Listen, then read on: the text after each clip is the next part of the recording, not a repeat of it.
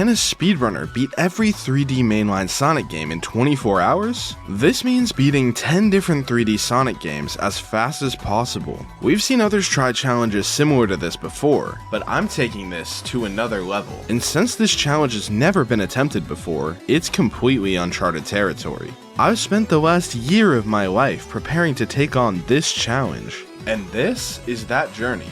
But before we get into it, let's lay some groundwork for the challenge. One of the biggest questions you'll probably have is what counts as a 3D mainline Sonic game. Here's the list I'm using in order of release: Sonic Adventure, Adventure 2, Heroes, 06, Unleashed, Colors, Generations, Lost World, Forces, and Frontiers. So first, we should address why I chose the games that I did. At first I sort of realized that this list was based mostly off how I felt about the games, but I realized there was a little bit more to it than that. Like for example, if you take Sonic Generations and the 3D games included in there, it covers most of this list. After Generations' release, there was Boom. This very much seems like a side game, while Lost World has continuity within the series, from Zavok returning in Forces and getting a mention in Frontiers, and both of these games are easy inclusions. The most notable games I didn't include are probably Shadow the Hedgehog and the Storybook games. Given that my Generations argument kind of got shattered recently with Sonic X Shadow Generations, I didn't include Shadow because the main character isn't Sonic, making it inherently a spin-off game to me. Otherwise, the Storybook games are rarely referenced outside of its own series, and it quite literally has a name for its spin-off series, so to me it doesn't feel like a mainline title. Past just the games list, let's go over the rules for the categories themselves. Now I could just get to the first credits of the game and call it a day, but in the adventure era games in particular, this would feel wrong, and you aren't actually beating the main game anyway.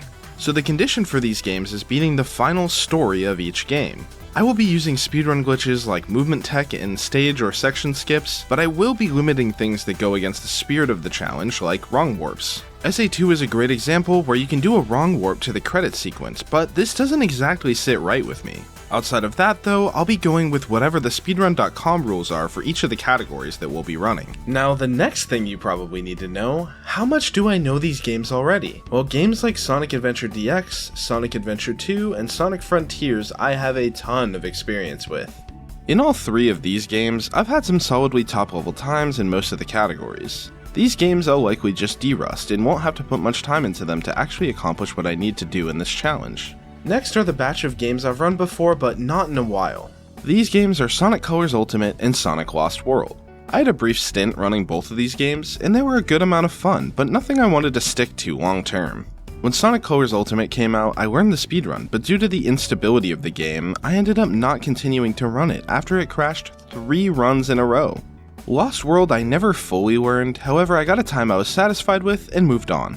Both of these runs I learned in 2021, so it'll probably take a bit of work to derust these games. Now we have about 5 more games to cover that I have essentially no experience speedrunning before this challenge. 2 of them though I wasn't really worried about, and those games were Sonic Generations and Sonic Forces. Sonic Forces speaks for itself, since even if you play the game casually, it can be beaten in about 2 to 3 hours.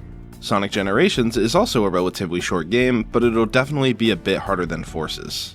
Finally, there are 3 games that gave me pause about doing this challenge for various reasons.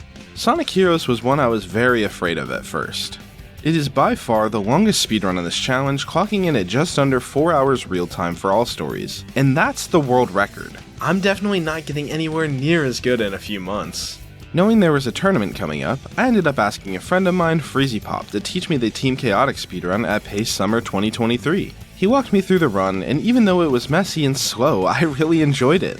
When I returned home from the event, another Sonic speedrunner, Joey Freefall, released a brand new Team Chaotix tutorial, and this inspired me even more to learn.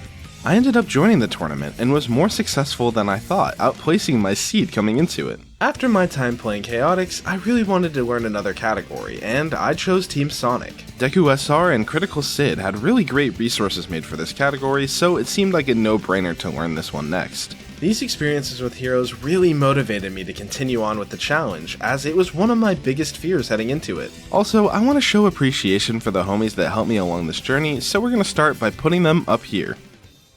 Next, we have Sonic 06. I had actually never played this game before, and if you're familiar with its history, you probably know why. However, I heard that because the game was so broken, it was actually a really fun speedrun. I jumped straight into the Sonic Story no credits warp category. Now Sonic 06 is known for how bad its loads are, and this was going to be rough for the challenge since every moment counted. Fortunately, emulators are allowed for the speedrun, and these loads are way better. One of the best runners of Sonic Story, Flubler, made a tutorial years ago that was very in-depth, even if it was a bit outdated. This helped me get a head start, and over the course of the next month, I was able to lower my time more and more until I joined yet another speedrun tournament. And once again, I outplaced my seed. How does he do it? After the tourney, I was satisfied with my progress, as I got a few PBs and surpassed my original goal by a lot. At this point, I decided to learn Shadow Story, which honestly was a lot more simple than Sonic Story. And this category had a more up-to-date and more concise tutorial as well, done by Labris. After working on the 06 speedrun for a bit, I felt confident that I would be fine running the game. And last but not least, Sonic Unleashed.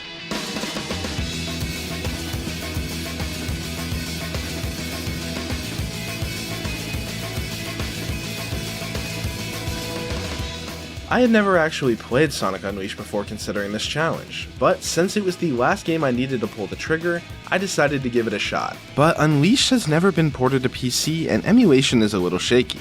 It seemed like it was going to be hard to give this game a try.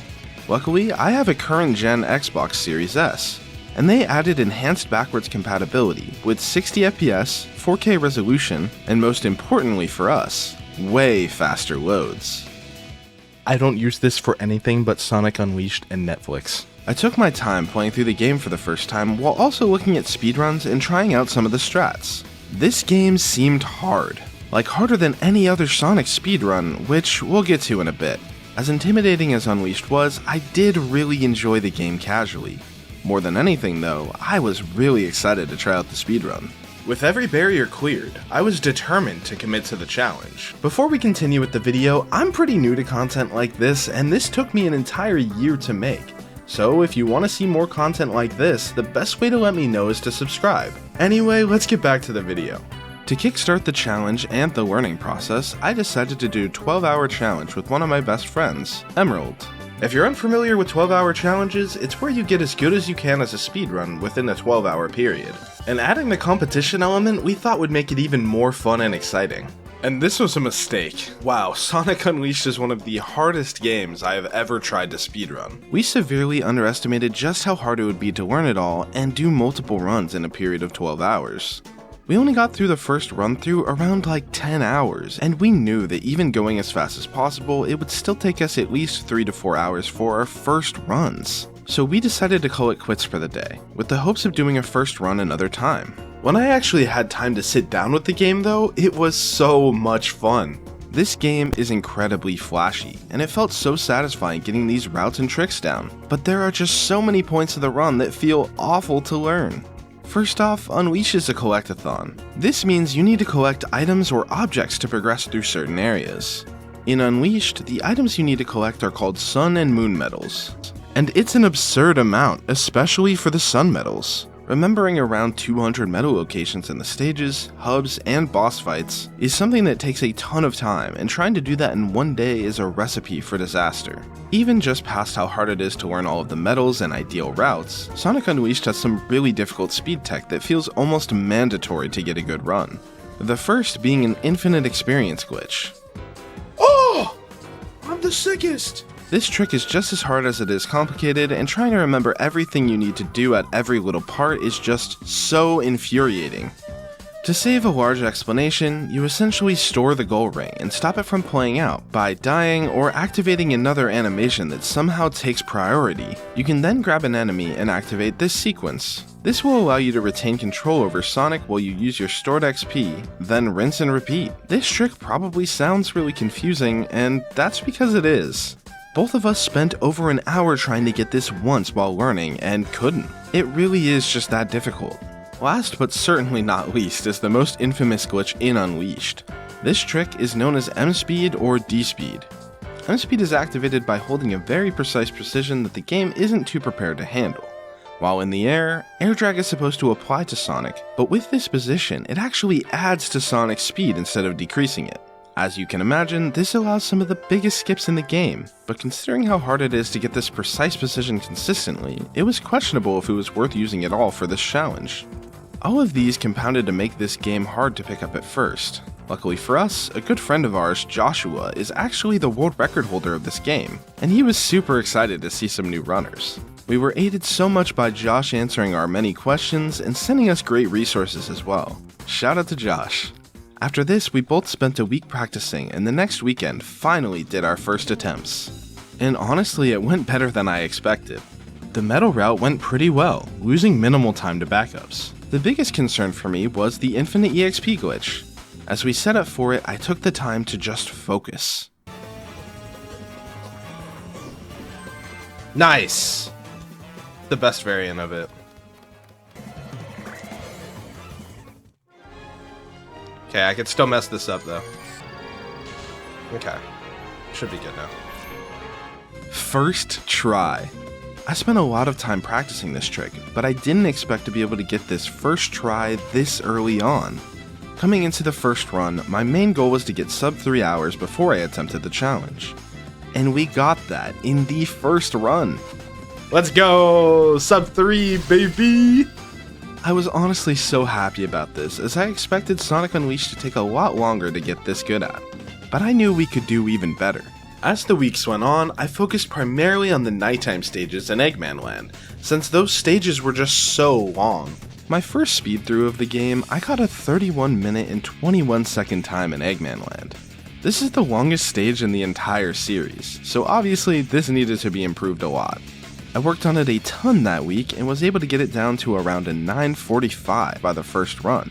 The nighttime stages, while not as long, still took an insane amount of time to complete if you didn't know how to navigate them properly. I dropped these stages by minutes over the coming weeks and saw my time flying down. 2:57, 2:42, then a 2:31. In just over a week, I dropped my time to almost under 2 hours and 30 minutes, while my best friend Emerald either beat my time or was trailing just behind during the process. Get you a rivalry that transcends games. At this point, I had reached my goal, but I wasn't satisfied.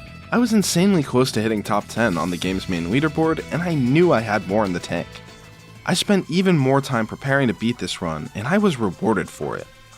Another first try infinite EXP glitch and some consistent gameplay would get us in position for that time save. One of the biggest time saves would come in the form of properly doing the fight against Dark Gaia Phoenix. You see, you can skip phases of this boss if you do it correctly with the extra levels of strength that you get from the EXP glitch, but I had never been able to pull it off before. Another big time save came from Rooftop Run, where I would implement the 3D and 2D clock tower skip for the first time.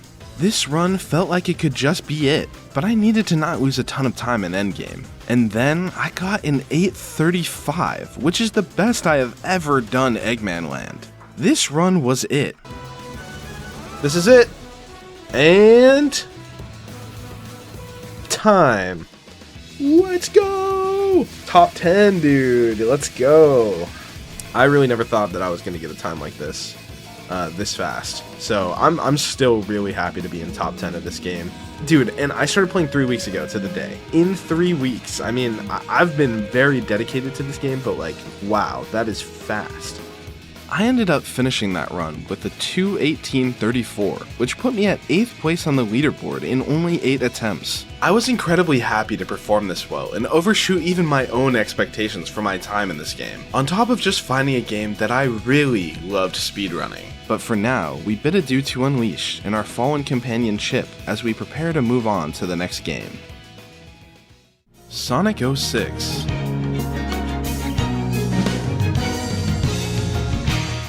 While this game is cool, it had a lot of decisions that really blow my mind.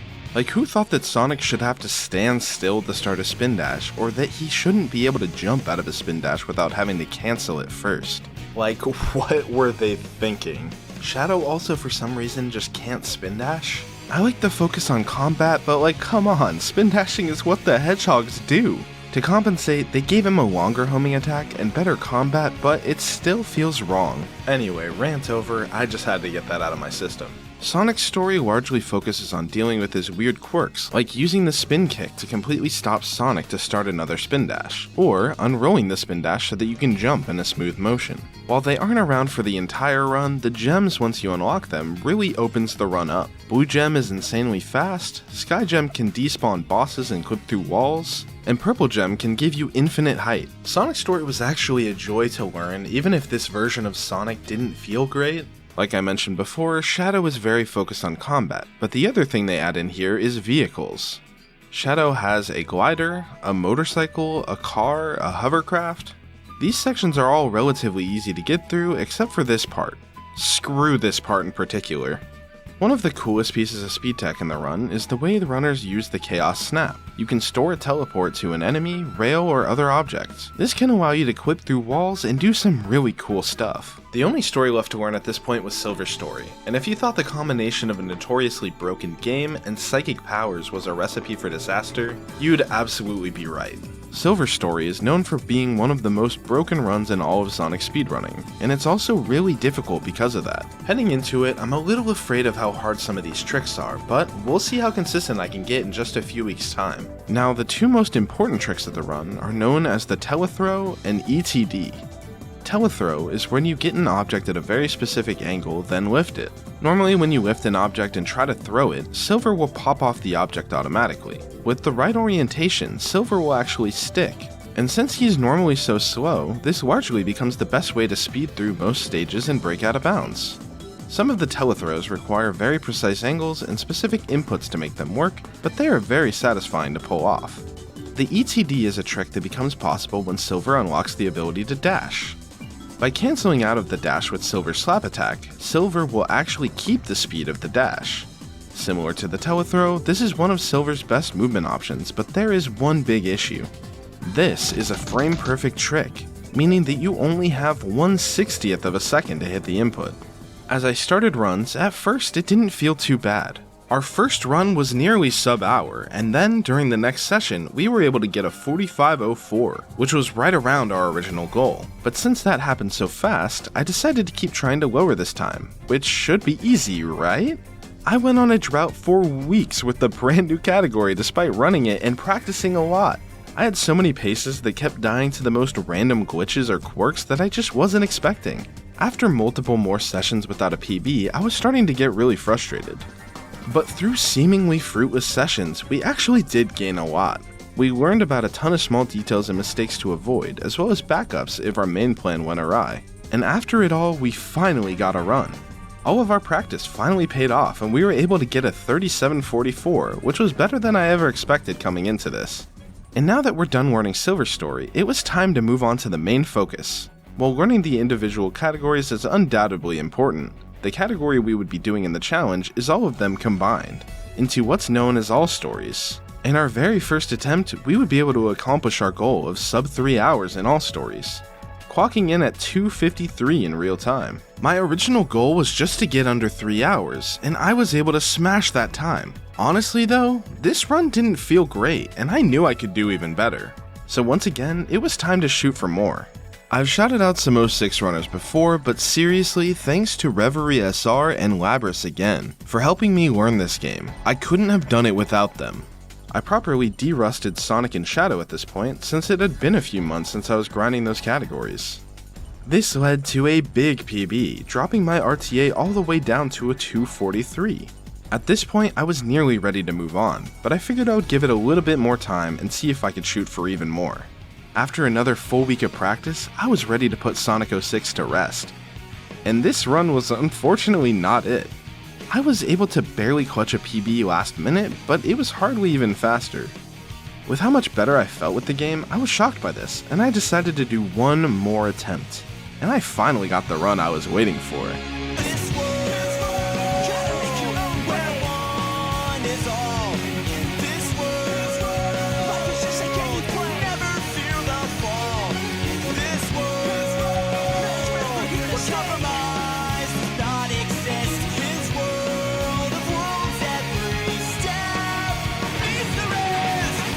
The run finished at a 2:28:41. We did it! Dude, this was the run! I'm actually losing my mind at this run. So far we've hit both of our stretch goals by a lot. I'm just so happy with how the challenge is going so far. Like, I have far exceeded my own expectations for myself. I assumed that sub 230 would be just out of reach for me in this game, but once again I proved myself wrong. The celebrations were cut short though, as we had the longest game coming up. The fastest recorded run completing all of Sonic Heroes was done in 3 hours and 51 minutes flat. As a forewarning, my run will be nowhere near this fast. This is by far the longest run in the challenge, and because of that, I will need to get this time down as much as I can. This game is the highest priority. Luckily for me, I have a few tricks up my sleeve. Firstly, there are 3 main versions runners choose to play on, and these versions make a big difference. These versions being console, emulator, or something I bet few of you even know about, the Sonic Heroes PC version.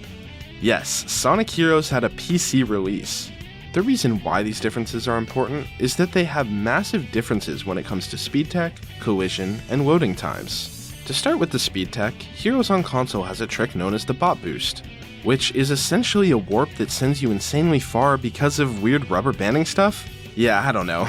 As you can guess, that saves a ton of time, but is incredibly finicky and precise, so I really didn't want to have to do this for the challenge. The goal was consistency here. And this brings us to Heroes PC. This version introduced something that is arguably just as broken, dubbed the Ultra Glide.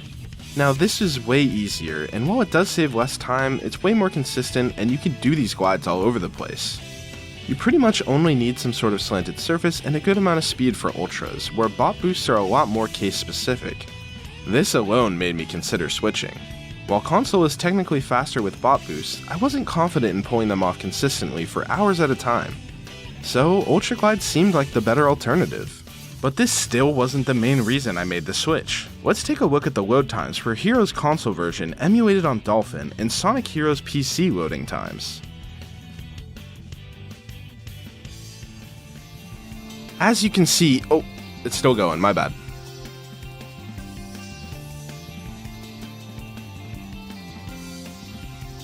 As you can see, this is going to be a ton of time save, and considering there is nearly 100 loads between all 4 teams, loading into 14 stages and 7 bosses, plus special stages, not to even mention the last story. Getting a rough estimate, it seemed like switching to the PC version of the game would save nearly 15 minutes over the console version. This alone was more than enough to get me to make the switch. After I made this decision, it was time to actually learn the rest of the game. So far, I had learned Team Sonic and Team Chaotix, leaving Team Dark and Team Rose. Team Dark has by far the longest stages in the entire game. It's basically just Team Sonic with more enemies and obstacles in the way.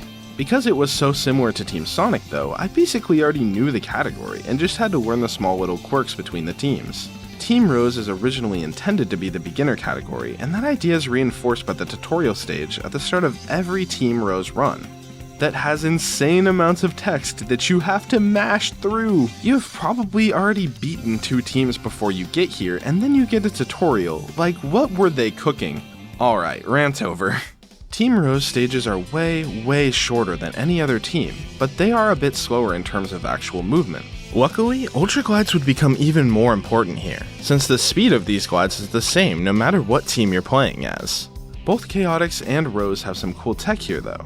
My favorite is belly flopping onto the ground with Big or Vector, and while in midair, swap to the speed character. This turns the speed from the flop into immediate ground speed with Amy. At this point, since I had already ran every team before Team Rose, I basically understood the flow of every stage. Glide here, slam here, jump around this. It was basically just small differences, but I could pull on my experience with other teams to get Rose's gameplay down quickly. And before too long, we were ready to take on the big run. And when the day came, the first All Stories run went really well. I was able to blow my goal of sub 5 hours real time out of the water with the 4:39:29. This came off the back of getting a Team Sonic PB, playing close to our Team Dark and Team Rose PBs, but a rough Team Chaotix. In hindsight, I definitely needed to derust Chaotix more, as I hadn't played the category in over a year, and because of this, I was over 10 minutes behind. On top of that, trying to route out the keys to get every Chaos Emerald was a pain, but after a little bit more prep over the next week, we found more optimal key locations, practiced Chaotix, and even got a new Team Sonic PB. After some more practice, I was motivated enough to start up another session of runs. At first, this run felt different, but that actually wasn't a good thing. But I wanted to push through, knowing just how much time save was later. However, I lost 6 minutes to Team Sonic. Part of that was since I got every emerald in Sonic this time, but still, it was such a brutal start to such a long run. But to follow that up, I PB'd Chaotix. Nice, 47.58, baby, that's not bad. Then I PB'd Team Dark, and I didn't have enough time to keep grinding Team Dark, but that is a huge PB, and a solid Team Rose to boot. That sub 4 IGT goal wasn't seeming so hard anymore. I just needed to close it out. GG guys, we did it! Sub 4 IGT! That feels good. Even with that Team Sonic, look how catastrophic that Team Sonic was. And with that, the big three was taken care of. The longest and hardest games on this list were done, and I couldn't be happier. These games would come to be the make or break moments of the challenge, so I wanted to take my time with them. From starting Unleashed to my final Heroes All Stories run, it took nearly 3 months to get to this point. And now it's time for some cleanup. 2 games to Derust and 1 game to learn. These games are much shorter, with each run being less than an hour and 30 minutes. And first up, we have Sonic Lost World. Oh boy, what a game. I mentioned it before, but years ago I actually ran this godforsaken game. And alongside me, Gordon Ramsay, the speedrunner, and Labris also learned the game and helped me get into the run. This was a pseudo-revival for the game's speedrunning community that is thriving now more than ever. The game is very different from pretty much any other Sonic game though. Like Unleashed, it's a collectathon, but instead of medals, it's animals that you free from badniks and capsules. In theory, this is cool, but it creates tough routing situations for the speedrun. Luckily for me, there is some DLC that can help. Back when I learned this game, the DLC wasn't used, but you can actually use the Legend of Zelda DLC to get all of the animal farming done in minutes. This is a big deal for the challenge because normally this animal grind takes longer without the DLC and also requires a lot of memorization in each stage. So this makes getting back into the run a lot easier to swallow. So correction after actually attempting the challenge, the Lost World community recently retimed this. I learned the day of the challenge that the DLC is apparently a little bit slower now with some of the new routing changes. It's some unlucky timing, but it's alright, because it would help make this game super simple during the big run. The other reason this game is very different is in its movement. This is neither a boost nor an adventure style game, making it very much its own thing. You can hold and rev a spin dash, and then once you send it off, you can hold it pretty much forever. This makes it very much feel like a racing game at times because the fastest way to move is to hold down the trigger to spin dash. Sonic also has the drop dash in this game, so if you're holding the spin dash button as you jump, Sonic will start a new spin dash. This is extremely useful for situations where Sonic is losing speed or if you just need to refresh a spin dash after going over terrain meant to slow you down. There's also a parkour system that is clunky at first but actually has a good amount of depth to it once you learn the mechanic well. Like if you jump off the wall backwards as Sonic is losing speed and quickly jump back into the wall, you actually refresh the wall run and you can use this to infinitely scale walls. The game's a little weird to get used to, but you can pull off some really cool tricks if you put the time in. After derusting for a bit, I decided to hop back into runs, and I was already starting to get close to my old 133 without too much effort. But I knew I was going to have to put more time in to get the result that I wanted. It was around this point though where the grind really started to kick in. Over the last 3 months, I spent most of my free time just grinding these games, and honestly, my motivation was waning. While I was still super excited, the constant grind was starting to wear me down. I decided to take some time off because, well, we all need a break sometimes. And after my break, I made an effort to ensure that I wasn't overdoing it again, since I still had quite a few games left to learn. I got back to practice to improve individual ILs and build consistency with some of the game's harder skips.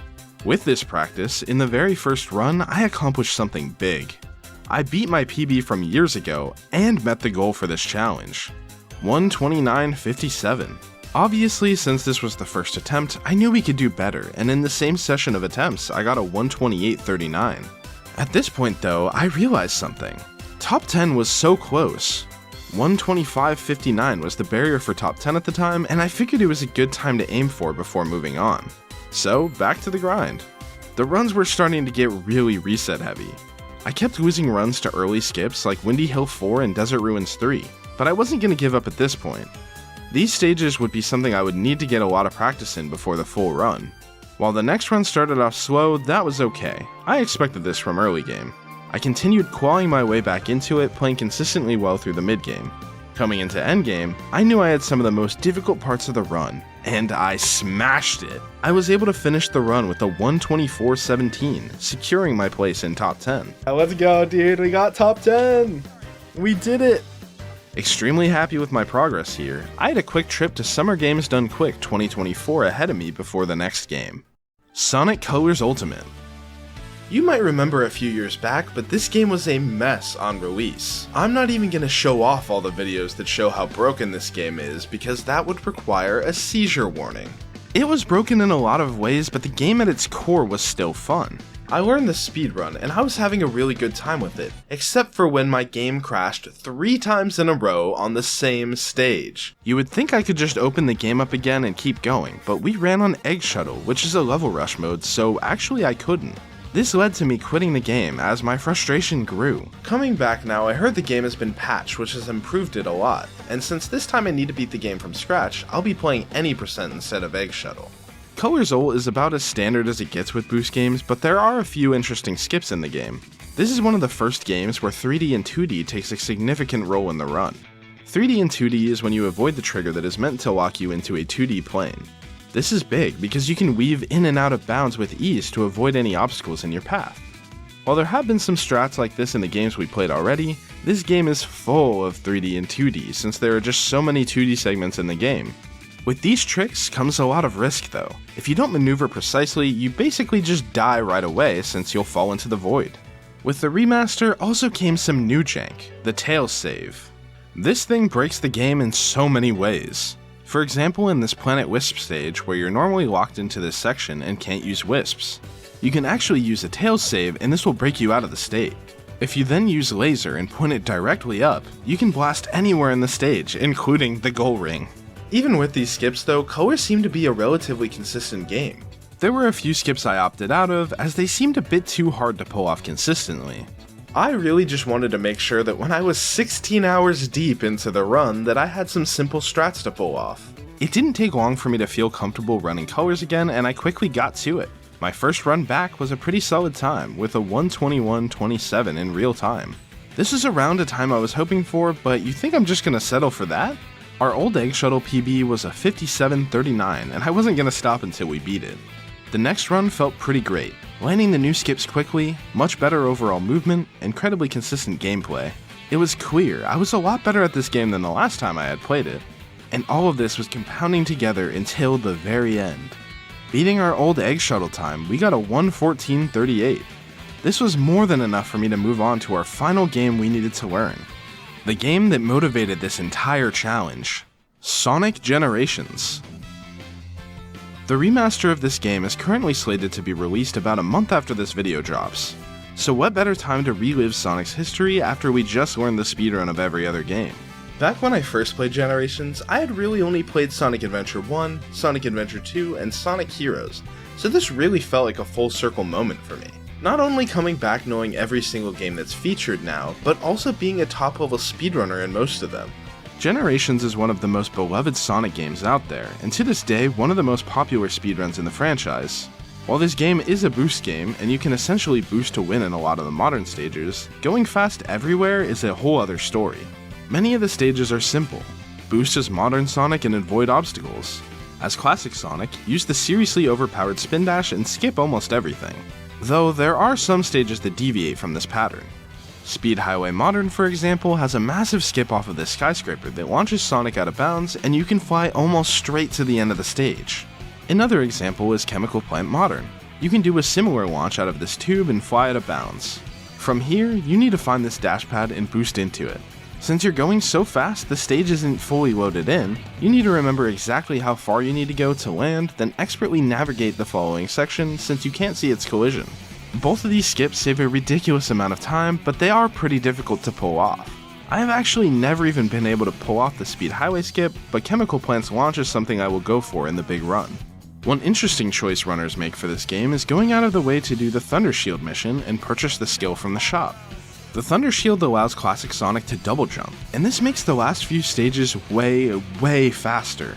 Allowing skips of different areas, easily getting up to the top path, and backups make going out of the way for this skill so worth. After doing my first run through of the game and getting the routes and speed tech down, I decided to go for an attempt. My original goal for this game was to get sub 1 hour and 30 minutes, and the first run went surprisingly well, clocking in at 1:30:32. Now, this run was far from perfect, but we nearly hit our goal. I was still getting the routes down for plenty of stages and took quite a few deaths. Ultimately though, I was remarkably consistent given that I had just learned the run that very same day. And after getting some more practice under my belt, I got back to the runs. Next came a 1:19:41, blowing that original goal out of the water. Let's go! We did it! 12 hours and 30 minutes. And we were able to beat this game in an hour 20. Learn it well enough to get a really solid time. Then, in our next session, I was struggling to get a run going. The early game parts of the run had some reset heavy moments, and I still hadn't quite built up enough consistency to get past them quickly every time.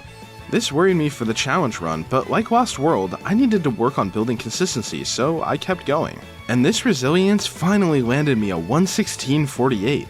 This run showed off my growth in this game, as I was able to hit most tricks first try. While I still lost a lot of time to some dumb mistakes, we overshot our goal by so much by this point, I felt confident moving on to the challenge. And since this was the very last game to learn, the challenge day was quickly approaching. All that was left before the big run was to review the games I already learned and put some time into other games I hadn't played recently. Since Frontiers is such a routing heavy game and also the very last one in the challenge, I really wanted to make sure I could remember the routes well. For the same reason, I did a couple Unleashed runs too. And while I continued to Derust, I want to take a moment to thank everyone who helped us along the way. I've shouted out a lot of people for this challenge, but someone I want to say a special thanks towards is DawnSR.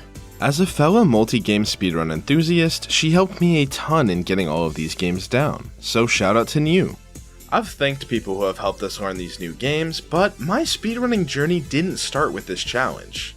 I've been in the speedrunning community for almost a decade now, and I've met some of my best friends in the world because of this hobby. Not to even mention some of the incredible people who have helped me along my journey. So for the people I didn't get to add to this list before, let's pay homage to them now. If you're interested in speedrunning, I highly recommend picking up one of your favorite games and trying it out. Or even some games you didn't enjoy casually can end up being one you enjoy a lot as a speedrun. I never thought I would play Sonic Heroes again, or even Sonic 06 for the first time, but after hearing about how incredible the runs were, I had to try them out. These were the last games I had to derust, and since I only played them a month or two before this point, I didn't feel rusty nearly at all. I felt as ready as I could be. And now, for the moment we've all been waiting for. August 9th, 2024. The day of the challenge was finally here. I had a bit of rough sleep and a busy morning, but it was finally time to begin the run I've spent a year preparing for. 3, 2, 1. Let's go. We're off. Let's do this thing. Sonic Adventure is an interesting game to start off this challenge as there are 6 different playable characters. All 6 characters we'll be seeing in this run have different speed tech and tricks that are available to them because of that. Sega really swung for the fences here on Sonic's first 3D outing. And despite how sentiment has changed on this game over the years, this is probably one of the most ambitious games they've ever attempted with Sonic, and it shows. Yes, there are glitches, it's not the cleanest game ever made, but at this point this game is nearly 30 years old. What do you expect? The speedrun for this game is also remarkably linear. Sega went through great lengths to ensure the player followed the story order and put extensive checks to make sure we can't sequence break. Well, mostly anyway. So you won't be seeing too much crazy stuff when it comes to the routing in this game. As a game, I haven't run SADX much since 2022, so this is probably the game I will be the most rusty at in this challenge. That being said though, it is one of my most played speedruns, so even bad gameplay for me will still be good enough for what we're doing here. Starting off with Sonic's story, as everyone knows, this iteration of Sonic has one of the most broken spin dashes in the series. And speedrunners find a way to make it even more broken. While most people just mash the spin dash button as fast as possible, you can do this more efficiently. This game has 2 buttons mapped to what's known as the action button. It takes 2 presses to channel a new spin dash if you're already in one, the first to unroll and the second to start the spin dash again.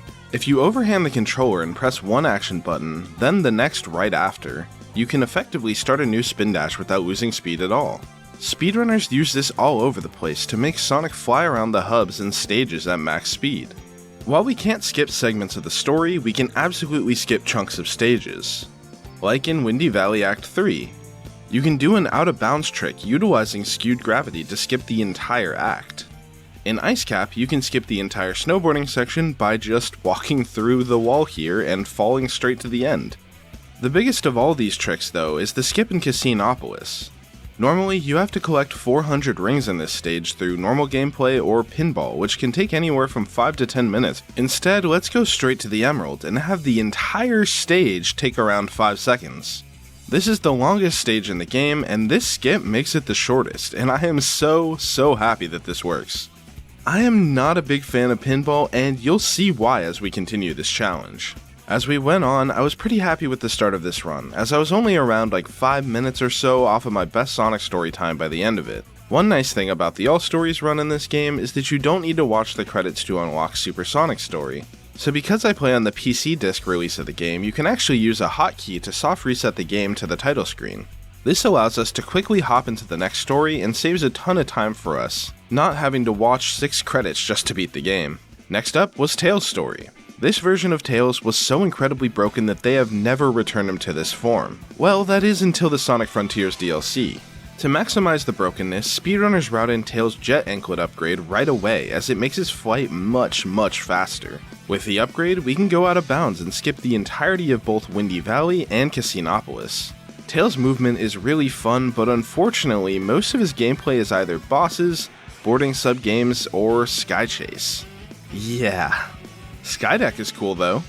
Moving on to Knuckles, this story is really interesting as a speedrun. In every stage, you are tasked to find 3 pieces of the Master Emerald. There are a good amount of emerald locations, and certain emeralds are designated to one of the 3 radar slots. This means that if you already have a piece 3, you can eliminate all other piece 3 locations from your checks. Since this radar lets you see pings from all 3 pieces, the strategy here is running through just enough of the stage to see if you can find a piece, and then move on to the next area. The only stage that deviates from this pattern is Lost World. This part of the stage conveniently is where Sonic's version ends. Turns out that if you get over to the loading trigger that takes Sonic to the end, it's still there for Knuckles. And all you need to do is a quick pause trick to get through this wall, and boom, completely skip the emerald shards for this stage. I cannot believe that they let this one through. By this point, the run was going about as expected. It was a little bit slower than my PB, but considering I didn't even try to derust, I was okay with it. Amy's movement in this game is extremely limited. She has lower speed than the characters we played, climbs ladders super slow, but has hammer flips to compensate. Speedrunners handle this by keeping Amy in the air whenever possible. By hammer flipping or using hover frames to extend Amy's fall, speedrunners make Amy move ever so slightly faster than intended. This category has some of the craziest skips in the entire game, believe it or not. But I won't be doing any of those because they are really hard and not worth the risk. There are some like these puzzle skips and a big clip out during Twinkle Park, but consistency is the name of the game. Big Story is an interesting one. He is somehow even slower than Amy, but luckily they don't make us navigate the map too much with this fella. The goal is for Big to catch Froggy in every stage since he conveniently escapes Big's grasp every time. Since Froggy likes to fight back, speedrunners bring Big as close to Froggy as possible before getting him on the line. This way you really only need to pull him in 1 or 2 meters on the fishing rod. This story will only take about 6 to 7 minutes if you do it well. Gamma feels like what I wanted the mechs in Sonic Adventure 2 to feel like. This guy's movement is smooth like butter with decent speed and goes really fast when he mode change. This is actually the only case in the game where a sequence break route is faster in the speedrun. Speedrunners found a way to clip into Hot Shelter early while on the egg carrier. This is significant because this is actually the last stage in Gamma's story. While you do still have to play the other stages, you can now exit out and play them through the trial menu instead of running to each one through the hub. After completing these stages totally normally, you go back to the story, hit some triggers to move the story along, and then murder your brother. By this point of the run, I was feeling really good about our progress. I was on pace to only be about 5 to 10 minutes off of my All Stories PB, and most of that time was actually lost early on in Sonic's story. But we had one more story to tackle. Supersonic's story consists of a ridiculous amount of exposition, Station Square getting absolutely destroyed, but everyone's okay apparently, and a very hype boss fight. I finished Sadex with Open Your Heart loudly blazing through my speakers with the final time of 1:45:32, which beats our goal for this game by nearly 5 minutes. On good pace, we kept this momentum going and quickly hopped right into this game's sequel, Sonic Adventure 2. While very different from the first entry, this game overall added some nice improvements. This game also has 6 playable characters like SA1, but this time they have 3 different playstyles, mirroring each other because of the rival theme. Sonic and Shadow are the speed gameplay, Tails and Eggman are the mech gameplay, while Knuckles and Rouge are the treasure hunting. While this is heavily up to opinion, I think Sonic and Knuckles are the best they have ever been in this game. The mech characters control more like a giant mech would in real life, which means really bad. Though if you understand how to avoid mech characters' clunky movement, they actually are fun to play. Sonic's gameplay is based on keeping momentum going since spin dash actually takes nearly a second to start up in this game. Early in the run, this means spin dashing down slopes and chaining spin dashes when on flat ground. Later on, Sonic gets a really broken upgrade known as the Bounce Bracelet. This allows for some skewed gravity skips and is also a good way to get up to speed from a standstill with bounce excels. The hunting gameplay is a lot more developed than its original version in this game. In SA1, there were around 20 to 30 pieces per stage. In SA2, there are that many locations per piece, resulting in nearly 100 locations per stage. Another big difference here is the radar. In SA1, all 3 radar slots would light up while near the emerald. Now, you only get one at a time. To compensate, they added a hint system, and this allows speedrunners to break these stages wide open. As it turns out, the first hint corresponds to 1 or 2 specific emerald locations, which means that speedrunners go out of their way to memorize around 100 hints in each of the 9 stages to go fast. While this is obviously a lot of work, it allows for these stages to have really cool routing decisions, as there are over 1,000 total combinations a runner can encounter. As you can imagine, this leads to even bigger swings of RNG than in SA1. Now let's talk about mech. This is the run and gun type of gameplay. Like I mentioned before, the mechs are a bit clunky casually, but there are some techniques that can mitigate this. One key thing to keep in mind is that the mechs are not built to take large turns. To do this quickly, speedrunners will actually jump and reposition in midair. This way you can keep your speed and switch your angle on the fly. Another cool technique is to use this pivot move. It might seem a little slow, but it's actually one of the fastest ways to get these characters up to their max speed. These techniques are key to make sure no matter the situation you're put in, you can go as fast as possible. In Sonic Adventure 2, there are a ton of out-of-bounds skips. The very first stage, City Escape, has a big one. If you trick off this ramp with more speed than intended, you hit this dash pad out of bounds and fly to this conveniently placed hallway later on in the stage. This saves around 30 seconds, so it would be a big deal if I could get it.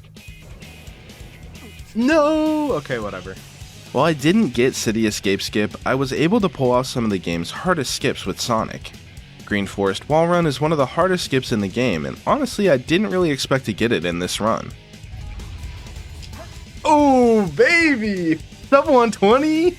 In the last stage of Hero's story, there's a trick that navigates around kill planes to fall all the way to the end of the stage thanks to the Bounce Bracelet.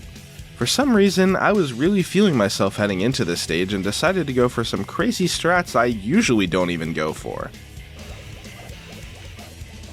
I'm the GOAT! Why did I go for that? I just did IL rails. 117, brother. 117. Heading into the Tails stages, I was a little worried considering how punishing these could be. But to start off in Tails' most movement-heavy stage, I got a time close to my gold. Eternal Engine features a big out-of-bounds clip for Tails, but the first try of this trick can be really inconsistent. Luckily, missing it doesn't lose too much time, but I wouldn't have to worry about that. Told you. Let's go! The treasure hunting stages went about as well as expected, considering the degree of RNG that's involved. Some stages were really good, and others not so much. But because I knew all of the pieces and how to play most situations, there wasn't much time loss in these parts. There were 2 really big points of time loss in the dark story portion of the run. First off was in Eggman's Sand Ocean. I decided to attempt a frame-perfect trick known as sandwalking. The goal of this trick is to shoot an off-screen balloon on the same frame that you touch the sand. Usually, when a mech character hits the sand, there is no saving them. They float in the sand until the kill plane activates and that's it. But when you hit a balloon in midair, it pops you up. So doing this correctly allows speedrunners to walk over to this upgrade and then teleport to the end of the stage with it. Unfortunately, I didn't even really get a chance to try this one. And because of that, we had to slowly trot through the rest of the stage, losing nearly a minute. The next big source of time loss in this run was in Shadow's final chase. There is a full stage skip that makes it so that Shadow never even has to touch the stage if done properly. This skip was such a big find that it revitalized the entire category.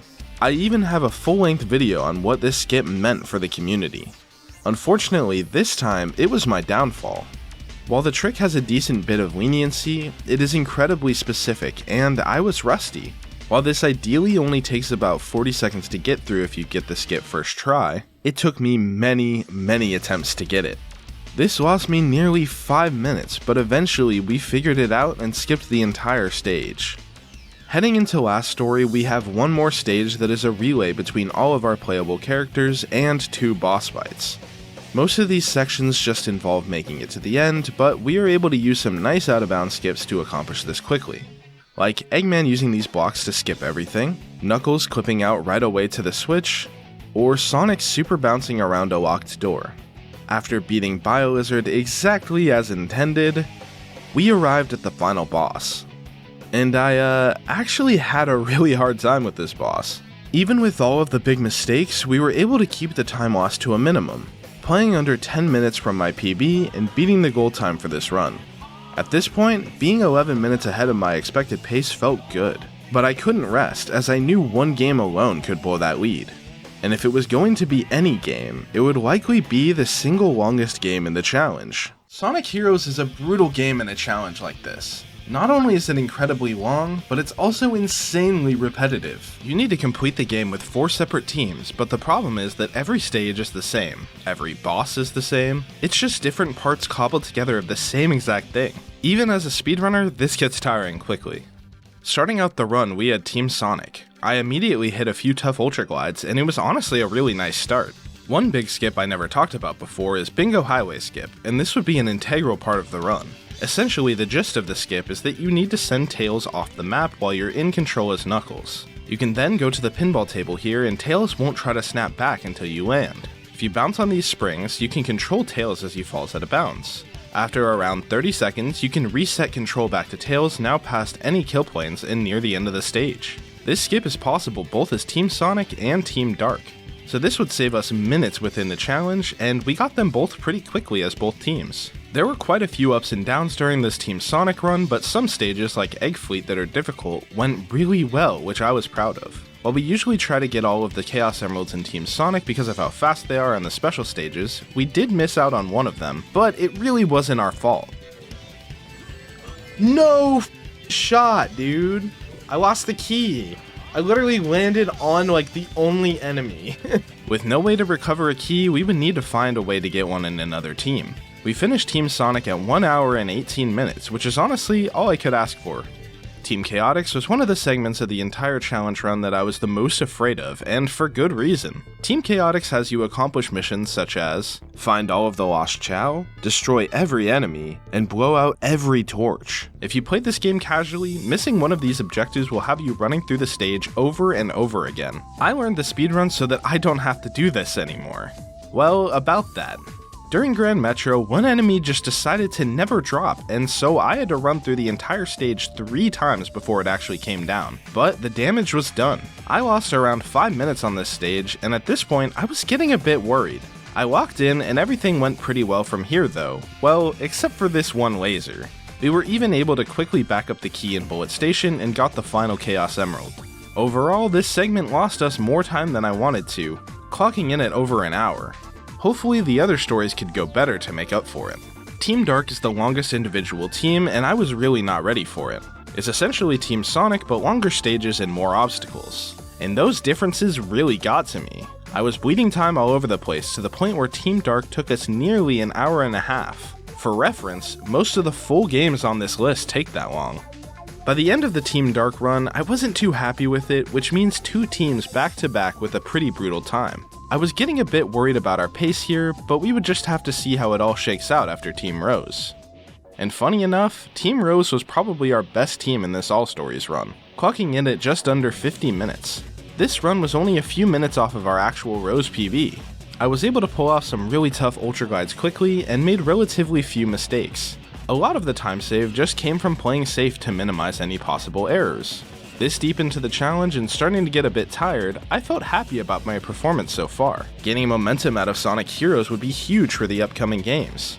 The only nice breakpoints we have had in this challenge so far have been the unskippable credits in Sonic Adventure 2 and Sonic Heroes. Finishing up Team Rose, this was the last forced break in the entire challenge run. No other games left have long periods where you are forced to wait before you can do anything else. I took this chance to make some coffee and go to the bathroom, because for the next 16 hours, those breaks would become timed. After our final credits break, we quickly blazed through Last Story and got to the final boss. What I'm made of reinvigorated my spirits, and so did seeing our pace as we finished the game. While the run didn't feel great for my standards, it was still more than good enough and beat our expected goal by nearly 30 minutes. This was so reassuring as we were building up such a nice lead, especially considering that we had some of the challenge's toughest games right ahead of us. Heading into 06, I was just happy to have the longest game out of the way. This is the second longest game in the challenge, but even then it's only about half the length of Sonic Heroes. This run will mark the end of the Adventure Era All Stories run, and our initial goal was to beat this era in under 12 hours. If I was able to hit that goal, I would feel super confident moving forward with the run. This game is a little scary though because of both Sonic and Silver Story. These segments would be some of the hardest in the run, and I spent an extensive amount of time the week before the challenge making sure I was ready for it. Right away, there was a Wave Ocean skip in Sonic Story. Easy. I told you guys I solved this when I was derusting it. Nailed it. Outside of a couple deaths here and there in Sonic Story, the run went pretty well. I got the Egg Genesis despawn, beat Kingdom Valley without getting a game over, alongside hitting a ton of out-of-bounds tricks in Aquatic Base. And last but not least, first try despawn on Egg Wyvern. This Sonic Story was pretty solid, not too much to complain about here, but the real worry of this game was quickly approaching. Silver Story. Back when we first started preparing for the challenge, I knew I needed to put a lot of time into Silver Story, because of how difficult this category is. I had a solid start in Crisis City, but completely forgot how to play the first Iblis boss. If you don't beat this boss quickly, you will be waiting a long time before you can do more damage. The next big split was Dusty Desert. This was arguably one of the hardest splits in the entire game because of how precise this skip is.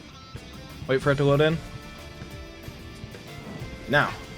Super tough skip. First try. That's what all the practice was for, baby! Let's go! After Dusty, there were really only a couple more stages that I was worried about.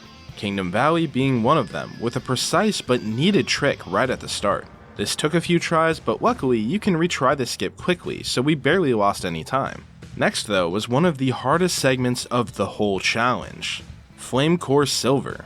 This stage is a gauntlet of super precise telethrows, using iframes to skip a whole segment of the stage, and frame-perfect tricks. The first load went nearly perfect, until about a minute in when I accidentally hit a kill plane clipping back in bounds. But after this, we recovered and had an even better second attempt, finishing the stage with a solid final time. To finish up the Silver Story portion, I got the fastest cycle on the final boss for the first time while in a run. Fortunately at this point we got a bit of a break.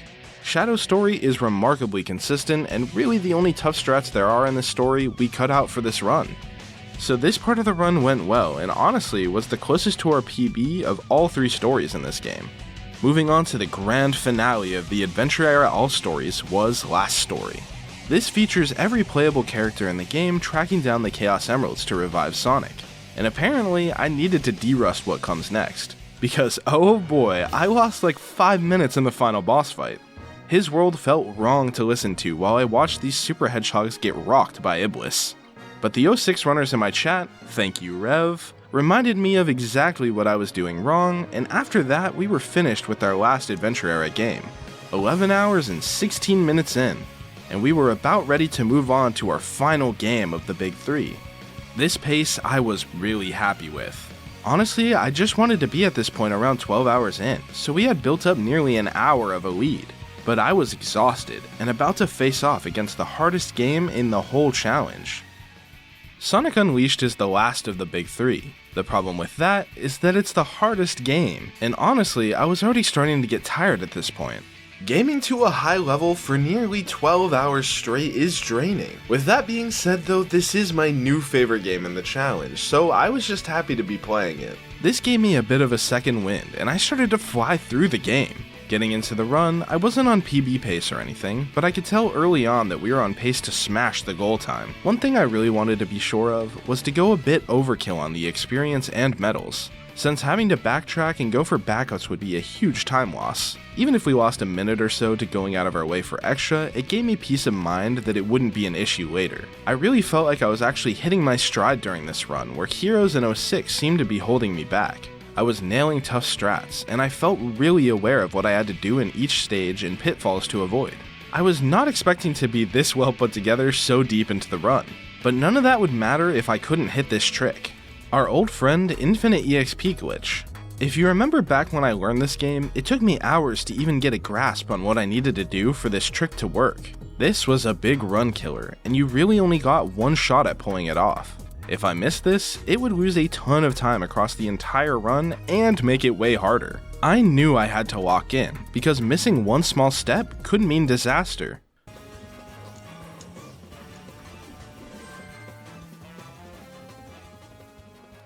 Okay, part 1 done. I'm gonna do it one more time and then exit. Yep, so we've kept our EXP even after all that upgrading. So we can upgrade a strength later for free, pretty much. So not only was I able to pull the trick off, but I set up for an easier time later on in the run since I would have an extra level in strength than what we need. It was about this point where I started feeling really confident. I hit first try Chaser Skip in Dragon Road and felt like I could do no wrong. Another big skip in Arid Sands where you use M-Speed to skip a massive platforming section. All of my work was paying off. It was at this point where I just had to close it out. This game nearly went without any sort of meltdowns at all, but then I took a ton of deaths in Empire City Day, and the stage took about 5 minutes to complete. But honestly, if that's the worst meltdown of the run, I'm not gonna complain about it. But that's not where it ends. Heading into endgame, I started to feel really tired. At this point, we were over 13 hours into the run, and Eggman Land was next on the menu.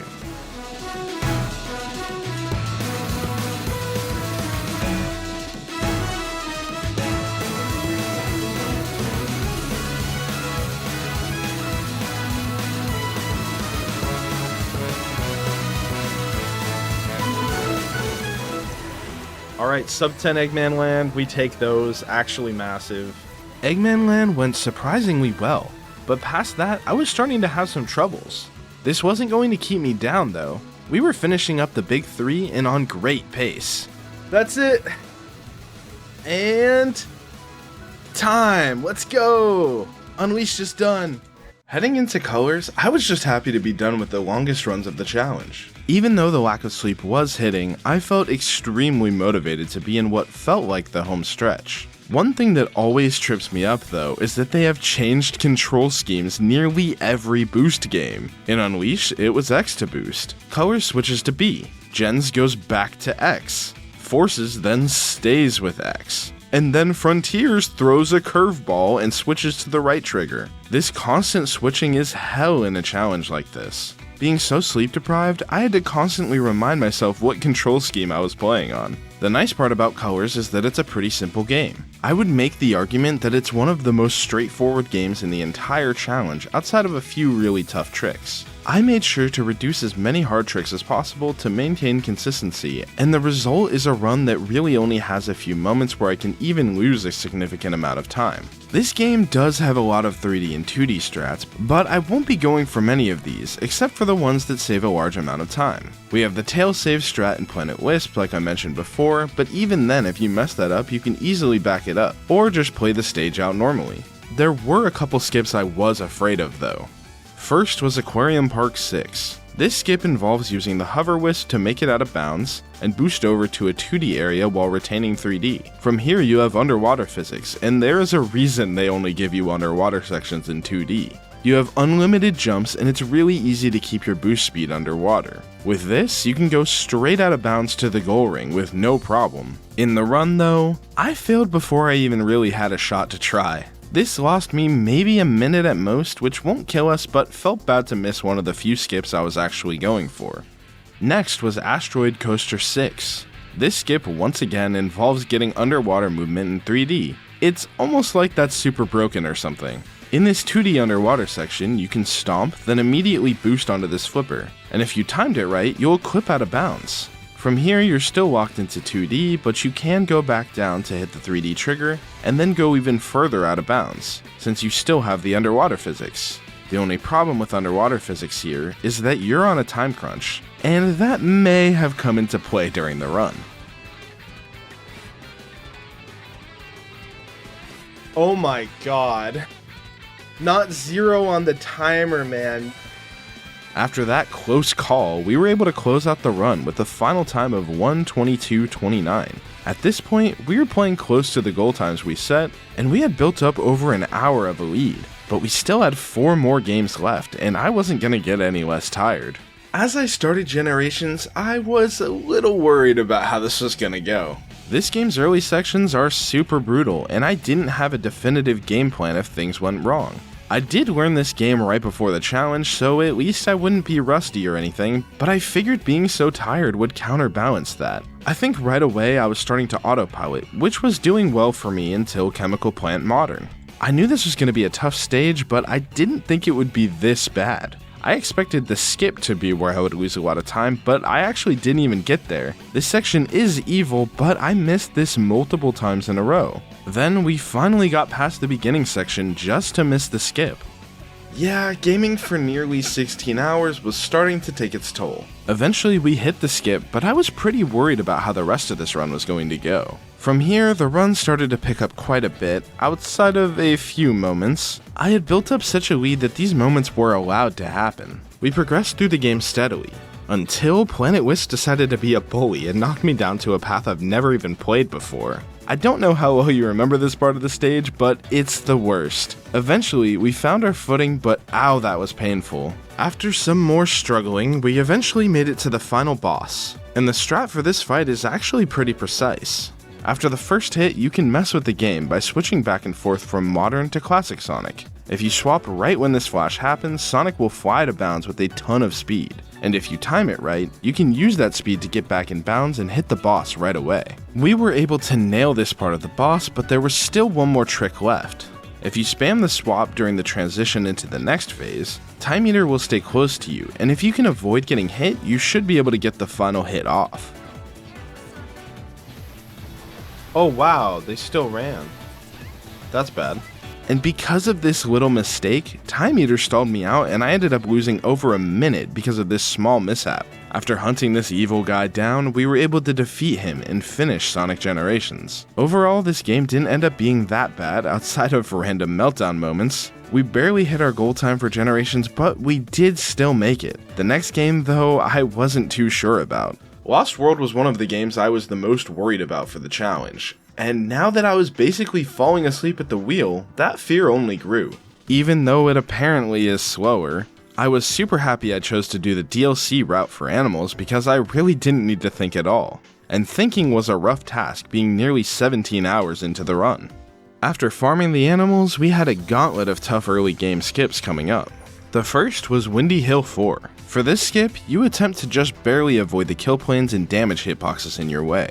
Well, that didn't work out the first couple attempts, but as they say, third try's the charm. This went a lot better than I thought it would, but as I was finishing the stage, something unexpected happened. No. So you can go too fast, and the boss will lose you. So I'm just dying to go back to the checkpoint, but the kill plane's really far, so. After resetting to the checkpoint, it went well, but wow, was that a big waste of time. I was so tired I didn't even think about going too fast. Usually, that's what we want. Heading into Honeycomb Highway, we had two big time skips back to back. The first involves using the weird physics to get out of bounds, then navigating around kill points to fall to the end. The first attempt was almost right, but I just bounced right away instead of delaying, so I decided to try again. And this time, it went perfectly. Next, we had a skip that should be really easy, but if you slightly change your setup, it can be disastrous. It was honestly a really bad time to be feeling this tired. 1, 2, 3, 4, 5, 6, 7 attempts to get this trick. It took a game over in nearly 5 minutes to complete the shortest stage in the run. I was really starting to sweat here because the tilt and exhaustion was really getting to me.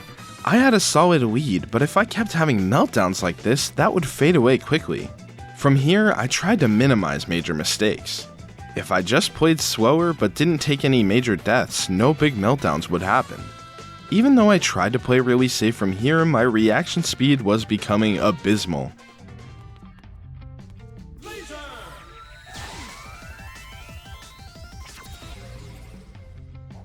What the f, dude? Like, just look at the difference from the start to nearing the end of this run. I could barely even keep my eyes open. I felt like I was reaching a breaking point. I was dying to auto-scrollers for crying out loud. Like, this isn't even hard, I just couldn't focus to save Sonic's life. Honestly, at this point, it all came down to willpower and perseverance. I wanted nothing more during the ending sections of Lost World than to just quit and go to bed. I had another whole 2 games to play, and this was only gonna get worse. Why was I even doing this to myself? But then, I thought about all the work it took me just to get here. I may have started learning some of these games 6 months ago, but I have been preparing for this even longer. I wanted to answer the question I asked myself so long ago, and I was on the pace to do it. With renewed motivation, I closed out the run. We were truly in the endgame now. So you might have noticed there has been virtually zero mention of forces since like the first few minutes of the video. So you might be thinking, oh, he already knows the speedrun, so he doesn't need to cover it. And that's a reasonable thought, but I actually have no idea what I'm doing in this game. That's right, I learned how to speedrun every single game in this challenge, except forces, and I can still beat them all in 24 hours. If I can pull this off, it might just be my greatest flex yet. I mean, I beat this game casually so fast I could refund it on Steam, and it's not like I was even really trying to do that. I was watching cutscenes, taking breaks with the game open, like it's honestly insane how short it is. On top of that, it's not like the gameplay is super interesting. It's probably the most boring, linear Sonic game I've ever played. This made me feel like learning the game's speedrun was honestly a complete waste of time for this challenge. I was sure that if I was getting through the game as fast as possible, beating it in 2 hours was completely reasonable. But there was one problem. I didn't anticipate just how tired I would be at this point. In hindsight, it's really obvious, but I don't know what to say, hubris just got the best of me. I just had to hope it didn't cost us the whole run. While I knew I could beat the game in 2 hours in a normal state, I was far from peak performance. To start off the run, I really couldn't mess this up if I tried. By the time the game takes the training wheels off, you're pretty firmly into the game. Even then, as long as you boost forward and avoid pitfalls where you can, this game never really gets difficult. There are some tough skips that this game has, but I won't be going for those because I have no clue how. What I do have though is beef with the game. Why did you show us all of these cool bosses and then only fight Zavok in Metal? Why do you have to make Sonic get hit up to damage Zavok here? Why does one of the best songs in the game play for a grand total of 17 seconds before they do yet another fist bump double boost? This game was almost cool, but then they threw in some stupid stages like this awful pinball stage. Surprisingly, this stage went really well in the run, and I don't think I could do it better now if I tried. Outside of, The avatar segments are actually pretty interesting and unique, but I wish the movement speed wasn't so binary. Like there is no in between, and getting up to speed feels so unnatural. The expression and abilities and customization is pretty cool though, even if you do get like 20 unlocks per stage. The ideal strat in the speedrun is to use the drill wispin, because it gives you a ton of speed in the platforming sections, and does tons of damage to bosses. I have never even tried to use this though, so I'm just sticking with the regular weapon. Heading into endgame, this is actually where there is some level of difficulty added. Each character has one stage towards the end, and all of these are pretty cool, except for Classic Sonic's, which has a super lame auto-scroller that is boring even casually. Because of the way air boost works, Sonic's stage was interesting. I kept dying here because it was just fun sending Sonic flying into the air. After struggling through the endgame, we made it to the final boss. And no, that's not infinite. He already unceremoniously died in a one-off stage and cutscene. So now we gotta fight another Eggman robot that we've seen 2 times before this already, because that's way more unique and interesting, I guess. This boss isn't really hard once you figure out its tricks, but it does take forever. 9 minutes later and we were ready for the big finish, the triple boost. And Sonic Forces was done for. Not counting my break, I beat Sonic Forces in 1 hour and 30 minutes. This was one of the fastest games in the entire challenge and I didn't even speedrun it. This was just a casual playthrough dropped in the middle of a 24-hour challenge on no sleep. Because of how well Forces went, we had a lead that seemed too good to be true. But with how tired I was and how tough of a run we had coming up, I couldn't take anything for granted heading into the final game. Under normal circumstances, I wouldn't say Sonic Frontiers is one of the hardest games in this challenge. But after 24 hours of being awake, this was a nightmare. This game is another collectathon, meaning that you will need to collect resources and certain items to progress. But unlike Unleashed, where you only really needed to worry about medals, there are so many things you need to balance in Sonic Frontiers any percent. This means that we're going to need a route so that we can reliably go fast and not have to make decisions on the fly. The problem was, I couldn't focus at this point. Remembering exactly what I needed to do at every moment was going to be extremely tough. And considering how tired I was, I would bet these moments would turn into a lot of time loss. Not to even mention, this game is a non-stop gauntlet of tough tricks if you want to go fast. There's the homing dash, which is a homing attack cancelled by a boost. There's Hedgehog Space Program, or HSP for short, which is a stomp frame perfectly cancelled by a boost. Then there are slingshots, which are a combination of them both. We'll be using all of these tricks in the run constantly since these moves are the fastest ways to get around. The routing looks a lot different at the beginning of the run than later areas.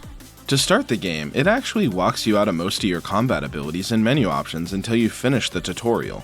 Luckily, there's a bug where if you take a death during the tutorial, it allows you to learn combat moves. This is important because we're essentially locked out of the power boost, which gives Sonic a ton of speed at max rings.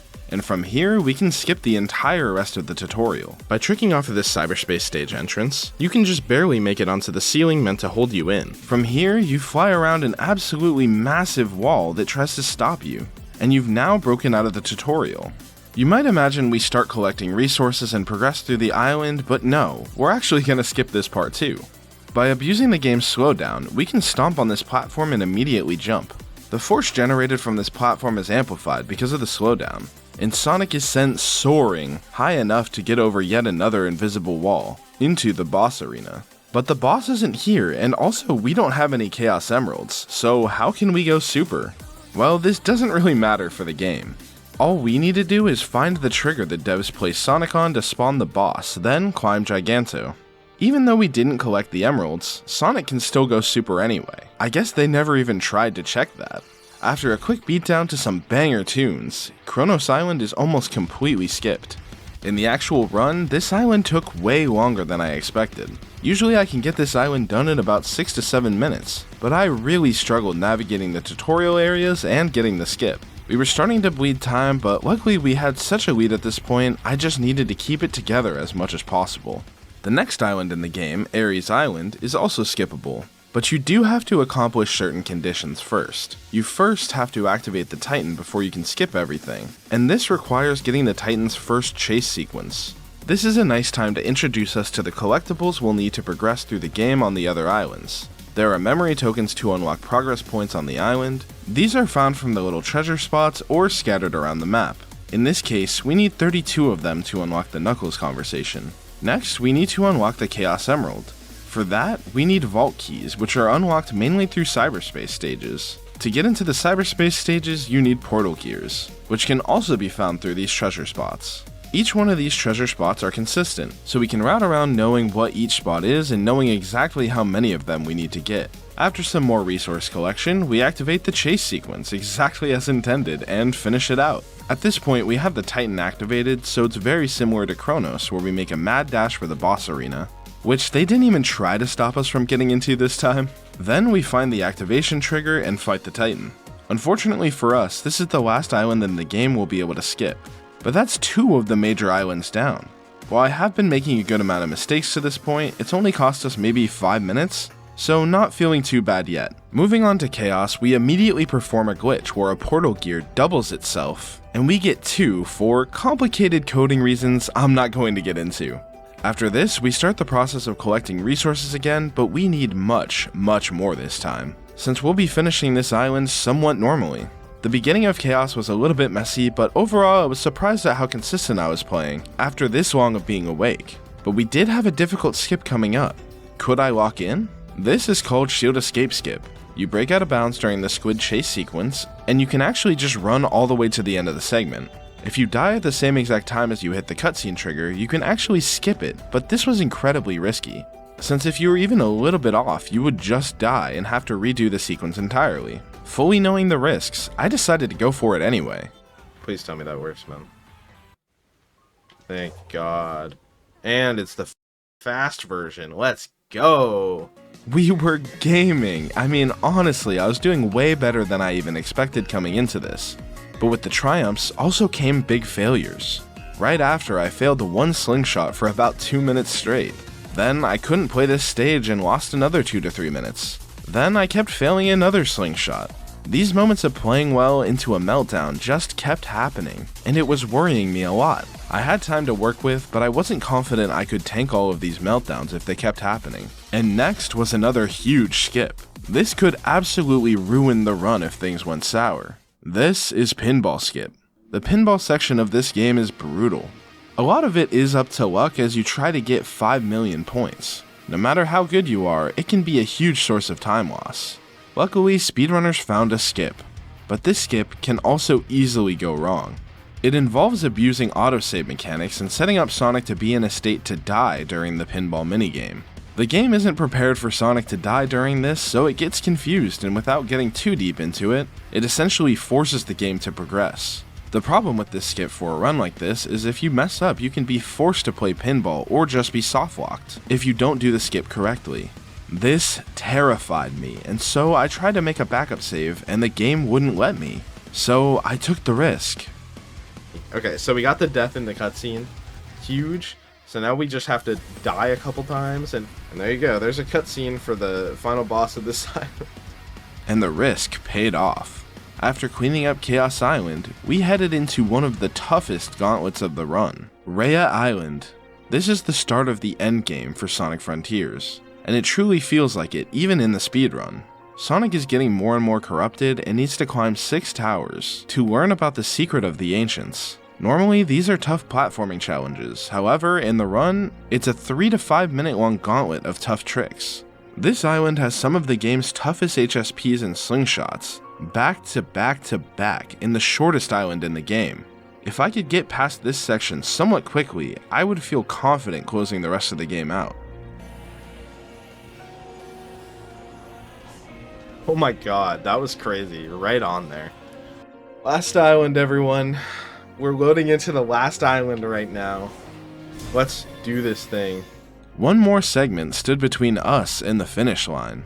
Uranus Island, Supreme, and the end. What a fitting way to finish this run. Uranus Island is very similar to what my expectations of the Frontier speedrun would look like. Because you need a staggering 190 memory tokens for this island, most of the routing is focused around that. The movement is a ton of navigating by parkouring and slingshotting your way around the island as you get as many memory tokens as possible. Watching a top runner play this island is peak Sonic Frontiers. Unfortunately, I was not looking like a top level runner right now. While the adrenaline was starting to kick in and I was starting to feel more and more alert, gaming for so long was wearing me out.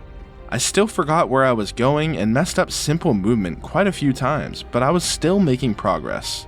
But the biggest challenge left in the run was quickly approaching. Big the Cat. In a literal and figurative sense, this was difficult, as I was so tired that staying conscious during this portion was actually torture. You see, we had been collecting Big's purple coins throughout the entire run for this moment. Since Big's values are so inflated in this final island, we'll use Big's fishing shop to buy enough keys to avoid an extra cyberspace stage, and enough memory tokens to cut out slow detours for more. After this, there wasn't much left, and before I knew it, we were nearing the final boss of the run.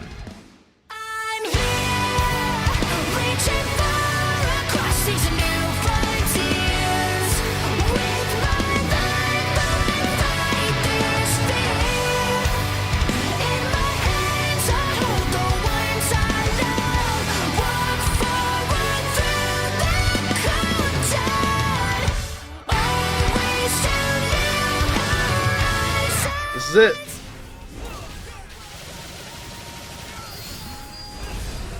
Let's go! After Supreme finished up, all that was left was to defeat the end and finish the run. I took a moment to reflect on all the hard work, all the PBs, and everything along the way that got us here. Let's go! I actually don't believe it.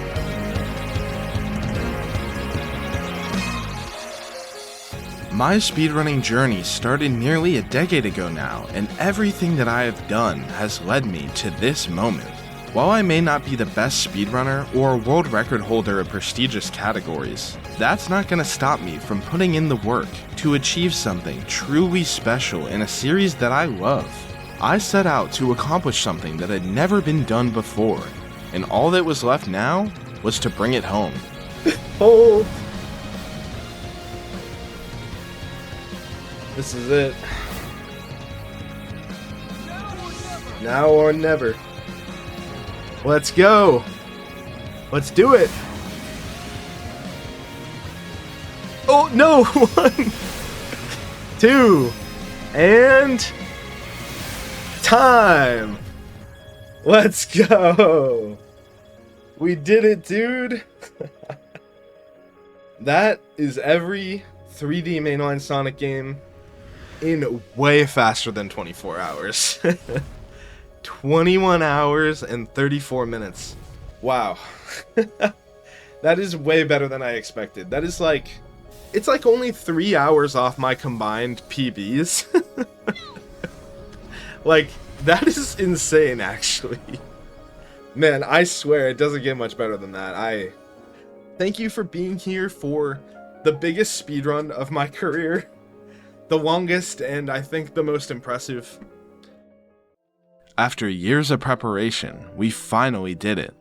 I answered the question we asked so long ago and successfully beat every 3D Mainline Sonic game in 24 hours. And we smashed that time too. I never expected to do this well during the first attempt. I want to express thanks again to everyone who helped me along the way. I feel more in tune with the Sonic Speedrun community than ever, and it's one of the best communities I've ever been a part of.